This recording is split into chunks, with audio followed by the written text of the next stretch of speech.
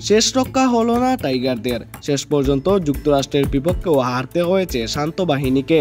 টি-20 র্যাঙ্কিংয়ে বাংলাদেশের চেয়ে 10 ধাপ পিছিয়ে থাকা যুক্তরাষ্ট্র বাংলাদেশকে হারিয়ে এক ইতিহাসে অঘটন ঘটিয়ে বসল।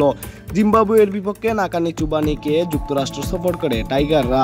সেখানে ভক্তরা আশা করেছিলেন হয়তো আমেরিকার সাথে বাংলাদেশি ব্যাটাররা ফর্মে ফিরবেন, কিন্তু ফর্মে ফেরা তো দূরে থাক, জিততেই পারল না বাংলাদেশ ক্রিকেট দল। যা এক অঘটন ঘটিয়ে বসল যুক্তরাষ্ট্র, যেখানে বাংলাদেশের 6 ব্যাটাররা মিলে মাত্র মামুলি টার্গেট 154 করেছেন। সেখানে সাকিব আল হাসান মাত্র 6 রান করেছেন এবং বাংলাদেশের কাপ্তান কুল শান্ত কয়েকটি রানই করেছেন। যেখানে হৃদয়ের হাফ সেঞ্চুরি শুধু বাংলাদেশকে লজ্জার স্কোর করার হাত থেকেই বাঁচিয়েছে, তাছাড়া আর কিছুই নয়। বাংলাদেশের বোলিং লাইন আপও যুক্তরাষ্ট্রের ব্যাটারদের তেমন কোনো ক্ষতিই করতে পারেনি।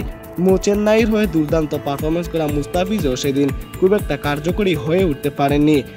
যুক্তরাষ্ট্রের বিপক্ষে যদি বাংলাদেশের এমন হাল হয়, এখন চিন্তার বিষয় আমেরিকার টি-20 বিশ্বকাপে বাংলাদেশ দল গুড়ার ঘাস কাটবে।